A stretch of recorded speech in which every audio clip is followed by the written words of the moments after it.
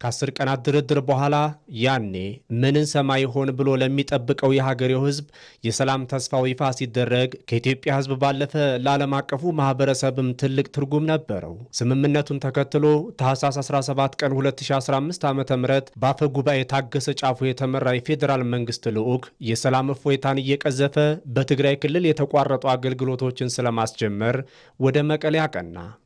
ማንም ሰው ምንም ጥርጣሬ ሳይኖረው ጠዋት ተሳፍሮ እዚህ የመጣው በአስቸኳይ ይህንን ለመፈጸም የሚያስችል ቲም በጣም በአጭር ኖቲስ ለመላክ የተደረሰው ውሳኔ እውነት ለመናገር ድፍረት የተሞላበት ትክክለኛ ውሳኔ ነው። ይህ በሆነ ማግስትም የኢትዮጵያ አየር መንገድ ወደ መቀሌ መደበኛ በረራውን ማድረግ ሲጀምር ወዲያው ሳይቆይ ደግሞ ተቋርጦ የነበረው የቴሌኮሙኒኬሽን የባንክና የመብራት አገልግሎትም ተጀመረ። በዚህ ሁነት ላይም ብዙ የተነፋፈቁ ቤተሰቦች በእንባ ተራጭተው የተገናኙበት ነው። ዜናው ስሰማ እውነት ነው ውሸት ነው ብዬ ወደ ጓደኛዬ ነው የደወልኩት።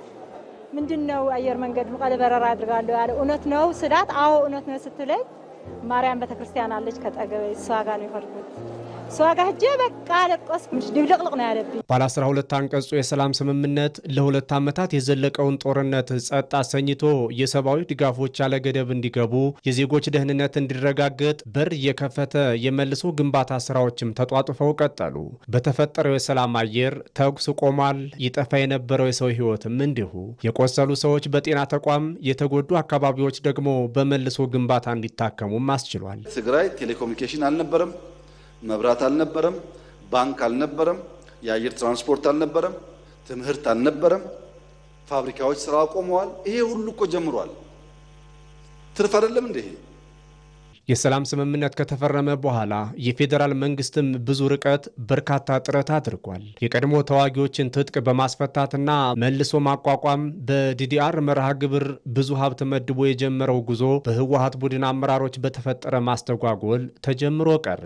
ስምምነቱ ከጸደቀበት ማግስት ጀምሮ እስከ ዛሬዋ ቀን ድረስ ህወሓት የሄደበት መንገድ በተለይም በታጠቁ ኃይሎች ትጥቅ መፍታትና በህገ መንግስታዊ ስርዓቱ መከበር ዙሪያ ያሳያቸው ተከታታይ እርምጃዎች ስምምነቱን በጊዜ ቅደም ተከተል አደጋ ላይ የጣሉ ናቸው። ፕሪቶሪያ ስምምነቱ አንደኛ ቲፒኤልኤፍ ህጋዊ ምርጫ አላደረገም፣ ህገ መንግስት ሶን ያካሄደውና ያን የጨበራ ምርጫ ይሰርዝ። እሺ ይሰርዛለሁ። ሁለተኛ በዚያ ምርጫ ሲያበያ የተቋቋመው መንግስት ይፍረስ፣ ህጋዊ መንግስት አይደለም። ምክር ቤቱ ይበተን፣ ህጋዊ ምክር ቤት አይደለም።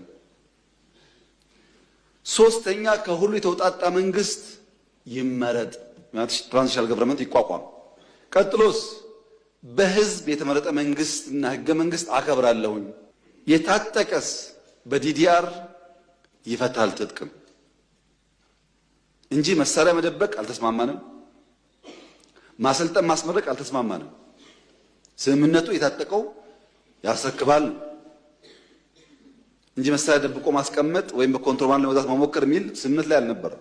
የጊዜ ቅደም ተከተሉ ሲቀጥል የህወሓት ቡድን በራያና በጠለምት አካባቢዎች የነበረውን አንጻራዊ ሰላም የሚያናጉ ወታደራዊ እንቅስቃሴዎችን በይፋ ማድረግ ሲጀምር የፌዴራል መንግስቱና የሀገር መከላከያ ሰራዊት ግን የተፈናቃዮችን በሰላም መመለስ በውይይት መፍትሄ እያበጁ መፈጸም ችለዋል። በዚህኛው ቡድኑ ያሰበው ትንኮሳ ሲከሽፍበት፣ በወልቃይት በኩል ተፈናቃዮቹን ለፖለቲካ ቁማሩ በመጠቀም በወታደራዊ ትንኮሳ አዳዲስ ግጭቶችን ቀስቅሷል። ይህ የኃይል አካሄድ በፕሪቶሪያው ስምምነት ላይ የሰፈረውን አለመግባባቶችን በህገ መንግስታዊ መንገድ ብቻ የመፍታት መርህን ገደል የጨመረ ክስተትም ሆኗል። ጭር ሲል አልወድም የሚለው የህወሓት አንጃ የጣሰው ስምምነቱን ብቻ ሳይሆን የኢትዮጵያን የፖለቲካ ፓርቲዎች ምዝገባ ህግ ጭምር ነው። በፕሪቶሪያው ስምምነት መሰረት ቡድኑ በሰላማዊ መንገድ የሚንቀሳቀስበትን ህጋዊ መስመር መከተል ነበረበት። ሆኖም ግን የኢትዮጵያ ብሔራዊ ምርጫ ቦርድ ያስቀመጣቸውን ህጋዊ ቅድመ ሁኔታዎችና አዳዲስ የምዝገባ መመሪያዎችን ወደ ጎን ብሏቸዋል።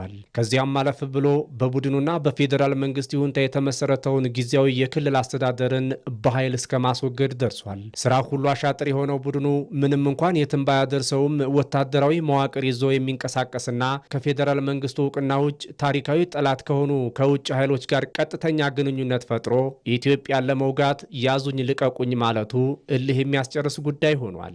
የውጭ ጉዳይ የጸጥታ የመከላከያ ጉዳይስ የፌዴራል ስልጣን ነው። ማን ያለው? የራሱ የህወሓት ህገ መንግስት። እኔ አልጻፍኩም። የነሱ ህገ መንግስት የውጭ ግንኙነት በሚመለከት የፌዴራል መንግስትን ይመለከታል፣ መከላከያን በሚመለከት ደህንነት በሚመለከት ፌዴራል ይመለከታል ይላል ህገ መንግስቱ። አልቀየርነውም ታውቃላችሁ። እነሱ ስልጣን ላይ ያሉ የሚሰራ ህገ መንግስት እነሱ ሲወርዱ የማይሰራ መሆን የለበትም።